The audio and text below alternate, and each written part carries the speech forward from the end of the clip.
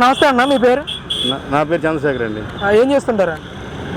నేను జాబ్ చేస్తుంటాను, చిన్న జాబ్ వర్క్ చేస్తుంటాను. సార్ చెప్పండి. ఏం సార్, ఎలా ఉంది జగన్ గారు 4 సంవత్సరాల 10 నెలల పరిపాలన? జగన్ గారి అంతా వరస్ట్గా ఉందండి. ఏది బాగాలేదు అసలు. అన్నీ పెంచేశాడు. ఏది ఆ చిల్లర డబ్బులు ఏదో కొద్దిగా వేసేసి ఏదో పెద్ద గెలిచేద్దాం అనుకుంటున్నాడు.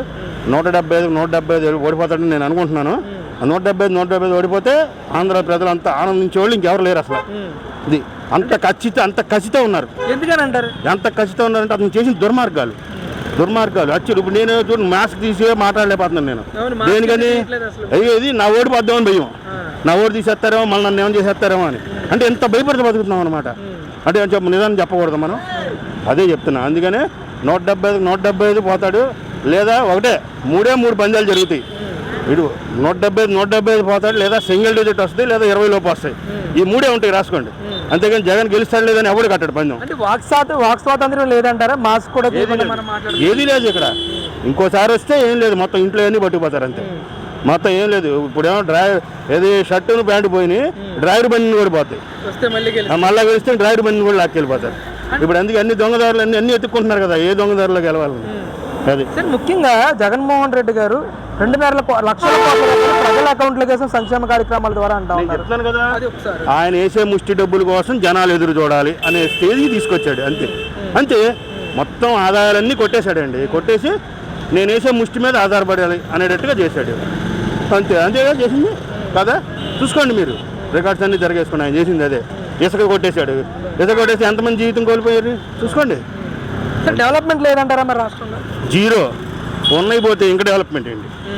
ఉన్నాయే పోయినాయి, ఉన్నాయన్నీ పోయినాయి. అన్నీ పోయి నాశనం అయిపోతే ఇంకా ఎక్కడికి ఉద్యోగాలు ఎక్కడ ఉన్నాయి, ఎవరికన్నా ఆదాయం మీద అసలు ఆదాయం ఎవడన్నా వెనకేసుకునే ఆదాయం ఉంది ఎవరికన్నా? డబ్బులు ఖర్చు అయిపోతున్నాయి తప్ప ఎక్స్ట్రా. జీవిత ప్రమాణాలు ఇప్పుడు ఎట్లా ఉన్నాయంటే, ఇంతకుముందు 10,000 రూపాయలు ఇంటికి ఖర్చు అయితే ఇప్పుడు 14-15,000 అవుతున్నాయి ఇతని వల్ల. ఇంకంత మించి నేను చెప్పక్కర్లేదు. ఓకే, ఎలా ఉన్నాయి సార్ రేట్లు? అసలు చెప్పొద్దు అసలు. కూరగాయల రేట్లు అంటారా, అవి వదిలేసేయండి. ఎప్పుడు పెరుగుతుంది తగ్గుతుంటే ప్రొడక్ట్ని బట్టి ఉంటుంది. అర్థమైందా? ఇతను చేసిన దోపిడీ మాత్రం బాగుంది. ఆఖరిగా టీడీపీ జనసేన పొత్తు ఒకవైపు, జగన్మోహన్ రెడ్డి గారు ఒకవైపు, ప్రజలు దేన్ని స్వాగతిస్తారంటారు? సార్ మీకు తిరుగులేదు సార్. జగన్ తప్ప ఎవడైనా గెలుస్తాడు సార్. జగన్ తప్ప ఏ పార్టీకైనా సరే ఓట్లు వేసుకుంటారు తప్ప జగన్ కొట్టారు. నేను చెప్తున్నాను అదే. నేను ఏ పార్టీకి సంబంధించిన కాదు, నాకు నో డౌట్ దాంట్లో. నమస్తే బాబాయ్, మీ పేరు? నా పేరు రత్నం బాబు. ఏం చేస్తుంటారు బాబాయ్? బిజినెస్ చేస్తాం. ఎలా ఉంది బిజినెస్ పరంగా ఈరోజు రాష్ట్రంలో? కరోనా వచ్చిన తర్వాత మొత్తం పోయింది. స్వర్ణకారులు అందరూ కూడా పోయినట్టే. ఎవ్వరు కూడా సరైన రీతిలో బతికెళ్ళలేదు. ఏ గవర్నమెంట్ కూడా ఎవరికి సాయం చేసేది లేదు. అసలు ఏ గవర్నమెంట్ మంచిది కాదు. అంటే మరి ఏంటి, మరి వచ్చే ఎలక్షన్ కూడా దగ్గరలోనే ఉంది. ఏముండదు, వచ్చే ఎలక్షన్ ఉంటే ఎవరు డబ్బులు ఉంటే వాడికి ఓటేస్తారు అంతే. అంతకు మించి వేరే ఏమి నువ్వు డబ్బులు ఇచ్చా అంటే నీకు ఓటేస్తా. అట్లా తయారయ్యారు ప్రజలు కూడా. ఎవరికి సరైన నాయకుడిని ఎన్నుకుందాం లేదు. సరైన నాయకుడు ఎవరు? డబ్బులు ఇస్తే నాయకుడు. అది ఇది యథార్థం. ఎవ్వరు కూడా స్వస్థంగా సేవ చేసేవాడు ప్రపంచంలో ఎవ్వరు కనపడతలన్నారు.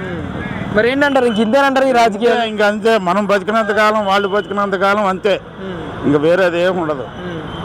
అంటే వ్యక్తిగతంగా మీరు ఎవరికి ఓటేస్తారు? నేను ఇంకెవరికి వేస్తానన్నది అదే. ఇప్పుడు నా భాష చెప్పింది. అందరూ దొంగలు అన్నప్పుడు ఎవరికి ఓటేయాలి? నుంచున్నవాడు వ్యక్తిగతంగా మంచోడు అయి ఉంటే వాడికి వేస్తా, లేకపోతే ఓటు మురిగిపోయినా ఇష్టం. ఎలా అనిపించింది జగన్ గారి పరిపాలన? అరే నేను మళ్ళీ ఇన్నిసార్లు చెప్పినా నువ్వు అదే చెప్తున్నావు అంటే నాకేం చెప్పను నేను. జగన్ గారు ఏంటి, చంద్రబాబు నాయుడు ఏంటి, లేదా ఆయన మోడీ గారు ఏంటి, కాంగ్రెస్ అంటే ఎవ్వరూ సరైన వాళ్ళ రూపాయి కోసం, వాళ్ళ సంపాదన కోసం వాళ్ళు తయారు చేయడం.